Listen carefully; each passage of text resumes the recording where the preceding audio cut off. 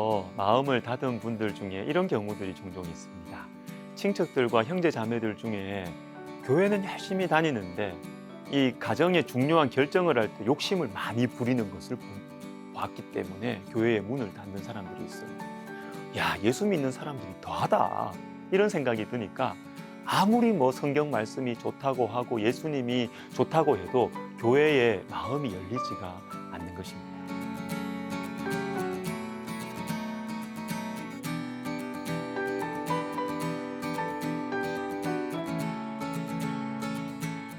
아모스서는 하나님 백성들의 죄악, 특별히 사회적 죄악에 대한 하나님의 심판의 말씀이에요.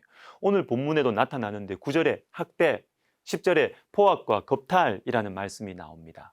두 가지를 생각해 보겠습니다. 첫 번째는 이방 나라들을 증인으로 세우신다라는 것입니다. 여러분 9절을 보시면요, 하나님께서는 사마리아 성 중에서 일어나는 요란함과 학대함을 보라고 하시는데, 누구 보고 보라고 누구를 부르시느냐 하면 아스돗의 궁궐들과 애굽 땅의 궁궐들을 부르세요. 참 이상한 말씀입니다. 아스돗의 궁궐들과 애굽 땅의 궁궐들에 선포하여 이르기를. 이 아스돗이라는 곳은 블레셋이에요. 블레셋을 대표하는 표현이고, 그러니까 하나님 백성들의 죄악을 너희가 좀 봐라. 이 하나님 백성들의 죄악을 증거하는 증인으로 더 악하다고 여겨졌던 블레셋과 애굽을 증인으로 부르시는 것입니다. 13절도 보십시오. 주 여호와 만군의 하나님의 말씀이니라. 너희는 듣고 야곱의 족속에게 증언하라. 자, 여기에 나오는 너희는 블레셋과 애굽과 같은 이방 족속들, 쉽게 말하면 하나님을 모르고 하나님 믿지 않고 우상을 섬기는 사람들입니다. 바로 이 사람들에게 하나님 백성을 향한 하나님의 말씀을 듣고 너희가 그들에게, 하나님 백성들에게 좀 전해주라. 너희가 증인 역할을 하라는 것입니다. 참 이상하죠. 선지자도 아니에요. 성도도 아니에요. 이방 사람들을 하나님 말씀을 전하는 자들로, 그리고 하나님 백성들의 죄악을 드러내고 증거하는 사람으로 이방 민족들을 세운다는 것입니다. 하나님이 얼마나 안타까우셨으면, 하나님의 백성들의 이 심각한 상태 얼마나 심각했으면 바로 이러한 말씀이 나오고 있을까요? 이사야 1장에서도 비슷한 말씀이 나옵니다. 하늘이여 들으라, 땅이여 귀를 기울이라. 여호와께서 말씀하시기를 내가 자식을 양육하였거늘 그들이 나를 거역하였도다. 소는 그 임자를 알고 나귀는 그 주인의 구유를 알건만은 이스라엘은 알지 못하고 나의 백성은 깨닫지 못하는도다 하셨도다. 자, 여러분 보십시오. 하늘과 땅을 증인으로 부르십니다. 자, 요까지는 이해가 돼요. 자, 그런데 소와 나귀가 하나님 백성들보다 낫다, 이렇게 말씀하십니다. 이 동물들이 하나님 백성들보다 낫다는 거예요. 자, 예전에 제가 이런 얘기를 들은 적이 있습니다.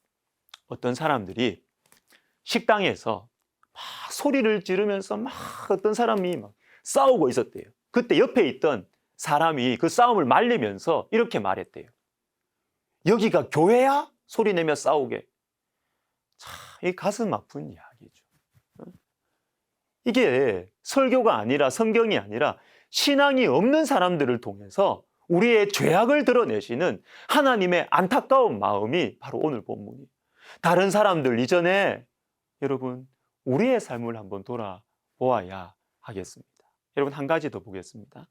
3절부터 8절에는 연속된 질문들이 비유의 모습으로 나옵니다. 그런데 이것이 말해주는 것은 하나예요. 선지자의 사명, 선지자의 마음입니다. 자, 두 구절만 볼게요. 3절에 두 사람이 뜻이 같지 않은데 어찌 동행하겠으며. 자, 여기에 나오는 이 두 사람은 하나님과 선지자입니다. 자, 선지자는 하나님과 뜻이 같기 때문에 하나님과 동행하며 말씀을 전하는 것이다 라는 것입니다. 이 선지자의 헌신이죠. 4절도 보십시오. 사자가 움킨 것이 없는데 어찌 수풀에서 부르짖겠으며.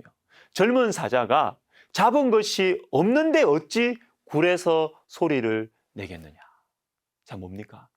사냥감이 있기 때문에 사자가 으르렁 부르짖고, 사냥감을 잡아서 굴에서 먹고 있기 때문에 젊은 사자가 막 먹는 소리를 내는 것처럼 아모스 선지자는 하나님의 말씀을 들었기 때문에 내가 전한다라는 것입니다. 이스라엘을 향한 심판의 말씀을 전하는 것은 아모스 개인의 무슨 사회적인 분석이나 식견이나 또는 공분, 의분 그 때문이 아니라는 거예요. 하나님의 뜻을 알기 때문에 하나님의 말씀을 내가 들었기 때문에 전한다라는 것입니다. 그러니까 이 말씀을 왜 하시겠어요? 지금 들리는 이 심판의 말씀이 얼마나 무서우냐. 내 개인의 생각이면 너희들 신경 안 써도 된다. 그러나 하나님의 뜻이고 하나님의 말씀이니까 잘 들어라. 잘 들으라는 것입니다.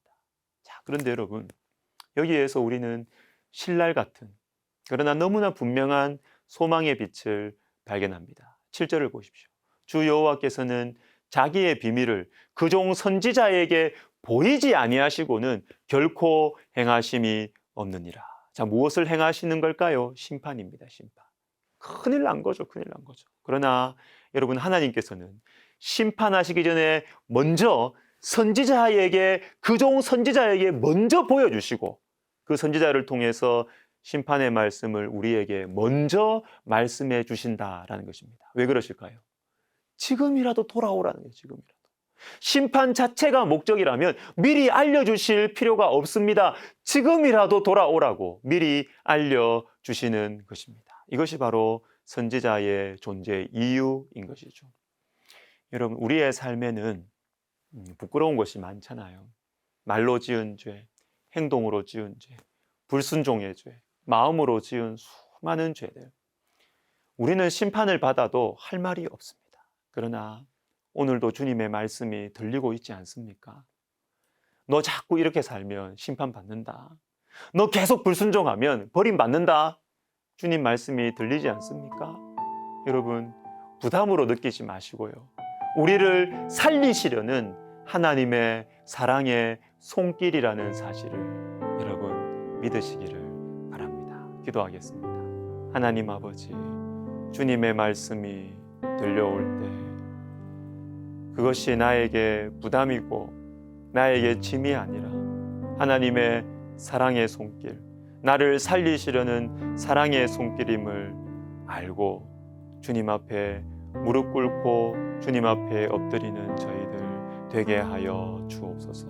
예수님의 이름으로 기도하옵나이다. 아멘.